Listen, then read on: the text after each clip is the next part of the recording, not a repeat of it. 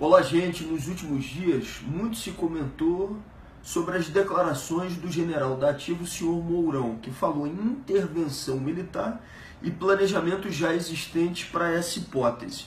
Ele deu uma longa palestra na maçonaria e é importante que você conheça o pensamento econômico dele. Vem cá, Pedro. Dá uma olhada, gente, no que disse esse general naquele dia. Liberalização financeira, o regime cambial e liberalização comercial.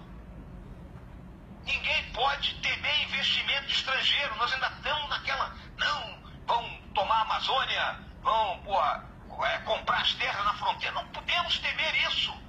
Se nós não temos poupança interna, nós temos que usar a poupança externa. Privatização, sim. Desregulação. Vamos liberar as coisas. E a questão...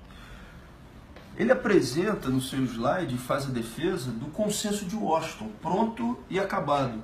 Diz que não tem problema a venda de terras na fronteira, que não tem que ter preocupação com a Amazônia, do jeito como se tem, como alguns têm.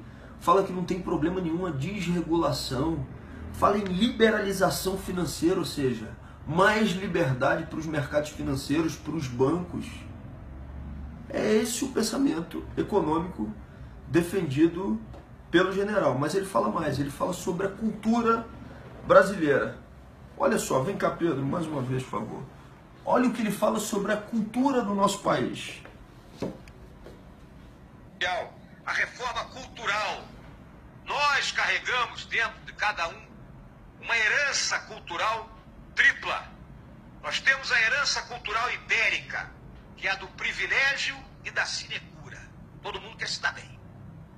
Temos a herança cultural indígena, que é da indolência. É o índio deitado na rede e a mulher cavando lá, carregando filho. E temos a herança cultural africana, que é a da magia. Vai dar certo. Vai dar tudo certo. A malemolência, o samba, nós somos melhor, a embaixadinha. Nós temos que romper esse ciclo. Essa é a realidade. Vejam o que ele fala da cultura brasileira, o que ele fala da cultura dos povos indígenas, da cultura africana. Ele diz que a nossa cultura é uma cultura rebaixada e, ao mesmo tempo, defende princípios do consenso de Washington. É muito preocupante, gente, que inclusive a gente tenha marcado para o mês de novembro exercícios militares na Amazônia brasileira com a presença de observadores americanos. É importante que você conheça o pensamento desse general da Ativa e que cada um de nós possa fazer uma análise crítica sobre o que está em jogo nessa história. Um abraço grande para cada um e para cada uma de vocês. Fiquemos atentos. Existe em andamento um projeto maquiavélico de destruição do Estado brasileiro. Pretende-se entregar todo o patrimônio da nação, estatais, Banco do Brasil, bancos estaduais, subsolo, Amazônia, enfim, entregar tudo o que representa riqueza, riqueza verdadeira, para os donos do poder mundial. Dizem que isso é modernismo, que vamos ingressar no primeiro mundo, que o Estado deve ser o menor possível e que tudo que é estatal deve ser privatizado. Venderam-se, entre outras, a Usiminas, a segunda usina siderúrgica mais eficiente do planeta, e a Companhia Siderúrgica Nacional, símbolo da indústria brasileira. Todas essas vendas vêm sendo feitas a preço de banana e ainda são pagas com papéis públicos que estavam altamente desvalorizados.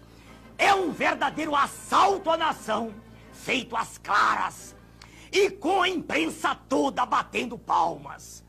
Com o dinheiro arrecadado das privatizações, diz o governo, estaremos diminuindo a dívida interna do Brasil.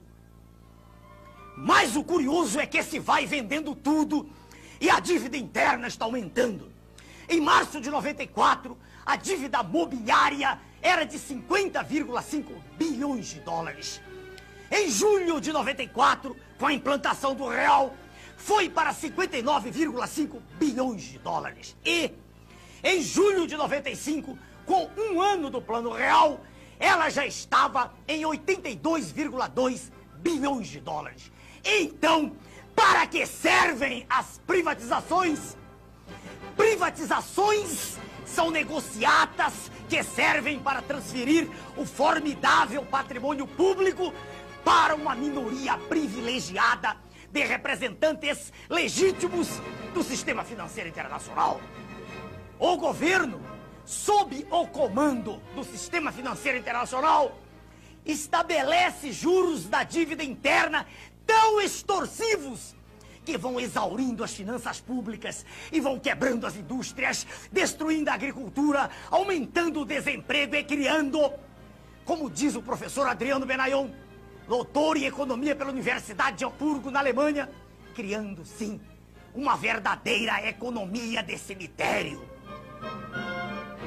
O que eles pretendem é a demolição do Estado. Destruído o Estado, segue-se o esfacelamento da nação, fazendo com que o povo não acredite em nada que é nacional, com que perca a sua autoestima e que tenha vergonha de ser brasileiro. Daí a propaganda gigantesca a favor do Estado mínimo, de desmoralização das Forças Armadas, que são o braço armado do povo, e de destruição da família, que é a célula básica da sociedade. É a anulação de todos os nossos valores morais, é o deboche institucionalizado. Mas a nação é o povo, com o seu território, com a sua história, os seus costumes e com a sua língua. Eles querem destruir nossa nação. Com a desculpa de modernidade, de entrar no primeiro mundo, o que estão fazendo é destruir a indústria nacional. Esta é a verdade sobre o projeto neoliberal, que a imprensa podre não mostra. É conduzir o nosso povo, qual manada de búfalos, para o precipício, para a escravidão. É como se fosse um gigantesco octopus, com seus tentáculos, sugando todas as nossas riquezas e drenando-as para os donos do mundo. É a perda definitiva da soberania nacional. Meu nome é Enéas. É que existe nesse país é só pouca vergonha, é só malandragem, é só picaretagem, é só safadeza.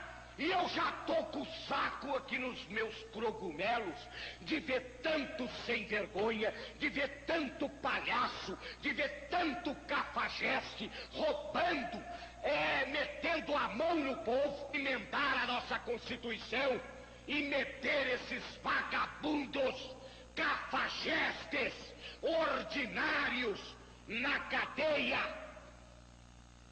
Não gostou? Você não gostou?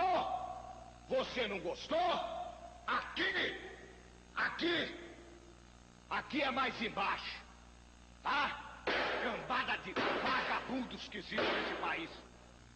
Eu tô com o saco no cogumelo, viu? Tô com o saco no cogumelo.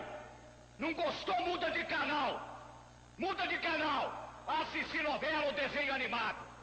Aqui nós não tampamos o sol com a peneira, não.